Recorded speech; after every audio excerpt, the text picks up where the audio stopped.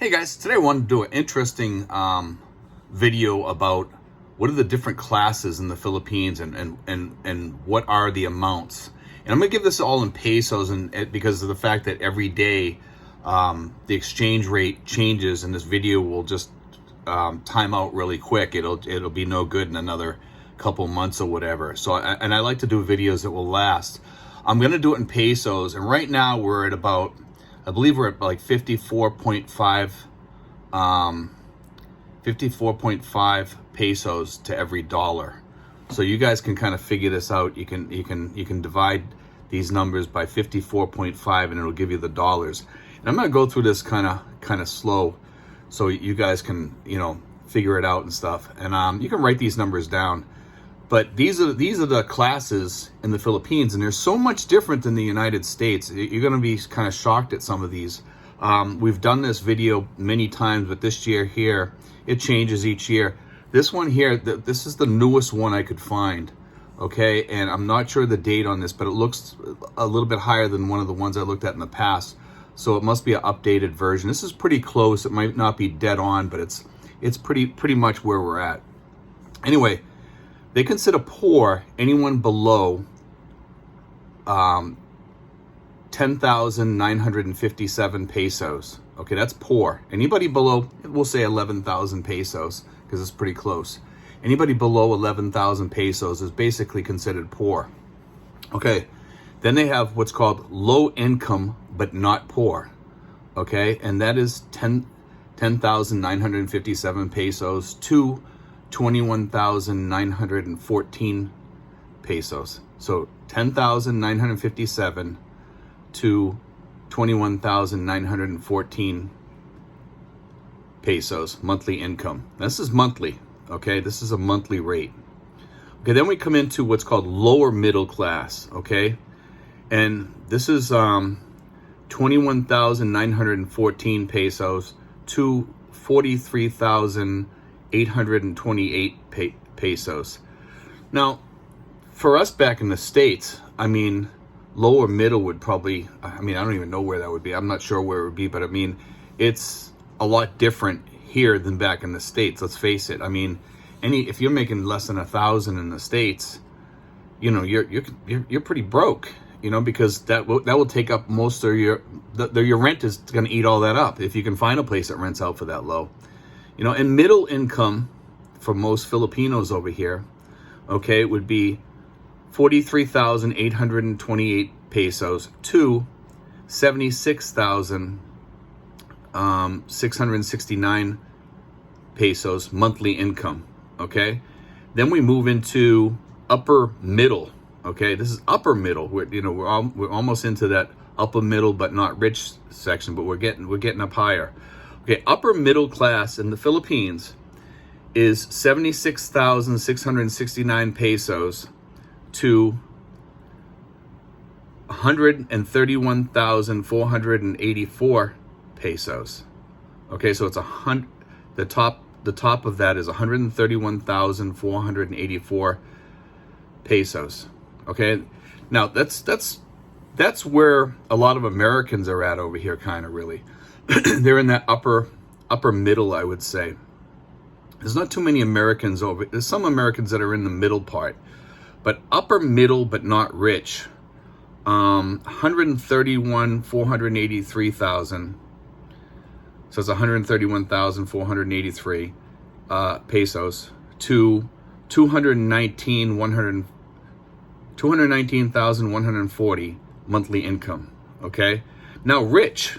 Here we are at rich, and we have people in our group that are in this area here, and it's not that hard to be in this group. Actually, we have a lot of people that are in this group for many different reasons, because some of them still work over here or whatever. They do side gigs, or they have a business back home and they have their income coming in from Social Security, pensions, military pensions, disabilities, or what have you. The rich is 219,140 and above monthly income. So anybody above, we'll say 220,000, is considered rich in the Philippines. Okay, now this is really interesting, because it's it makes a lot of people look at the Philippines a lot different because the income classes over here are so different. Now, the reason why these classes are so much lower than they are in the US is this. Rents. Rents are super low over here.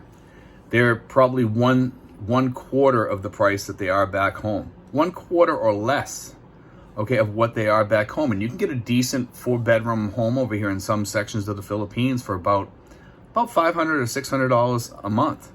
In some places even lower than that, depending on what's around and where you're at and how nice the house is, what it, you know, if it's furnished or not, things like that. There's all types of things that weigh in on that. But, you know, that's number one. Number two, some of the food prices in some areas are cheaper than others. If you're in Manila, food prices are fairly decent because they bring a lot of vegetables in every day. They bring a lot of things in.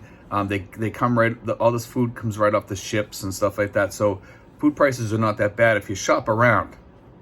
A lot of people don't shop around. That's part of the problem. Now, electricity. I do not think of electricity here in the Philippines as being exceptionally high. I don't. You know, I was paying almost the same bill back home, and I got a lot less. And I have an air conditioner here. It's a 2 horsepower. My lights are on. My computer's always on. I have a refrigerator. I used to have 2 refrigerators. I have 1 refrigerator. We use an electric thing to cook our food. Electric. We have electric everything. Electric fryers, all microwaves, all that stuff. We have all that stuff electric. We don't use any gas. And it's like $4,000 to $5,000. And that's not a bad price. Excuse me. So if you guys are looking for a place to move to, the Philippines might actually be that place. Now I have this house here that I pay $80 a month for. I couldn't ask for a better home. My home is, you know, I mean, it's really nice. This is my bedroom. It doubles as a living room. During the day, we sit in the sofa here and listen to music or watch something on TV or something, you know, and it's nice. You know, you can go on your computer, put something on. I call that my TV because it's my TV also, or I can go in the other room and watch TV out there. And for 2 to 3 people, you could live in here very easily because the living room, the sofa out there, we call it the sofa, is actually a bed, and we use it as a day sofa or a day bed, whatever you want to call it. We throw some pillows on it, and anybody can come over and sleep over if we have somebody visiting or whatever. It's kind of nice. But anyway, guys, I just want to put that out there for a lot of you guys that are, you know, back in the States or in the UK or Australia, and you're watching this. You'll get to see how far your money really goes just by those classes. Because if you're in a middle class over here, you're kind of happy, you know, as a Filipino. Now, would you be happy as an American over here on that same amount? Maybe not. You know, because as a retiree over here, you want to do things because you have more time to yourself. You're not working much.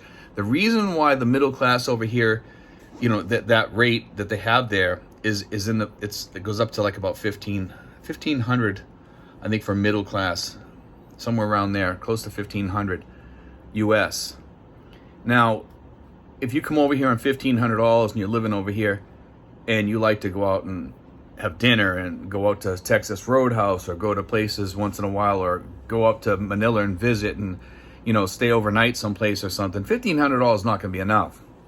If you're living over here, just living over here and staying home most of the time and not going out hardly at all, that $1,500 will pretty much cover almost everything unless you're over 70 and the insurance costs go up. Now, I didn't talk about insurance here because that is something you have to add in also when you're talking about living over here. And don't forget those insurance costs. Insurance is really, really high for people over 70. And when you're below 70, it's actually pretty exceptionally low. And you get a lot of coverage. But anyway, guys, God bless. Take care. I hope you enjoyed today's show. I thought it was kind of a fun subject to hit on because we've talked about it in the past, and I knew you guys would want to see another one come out. So we did this one here. God bless, guys. Take care.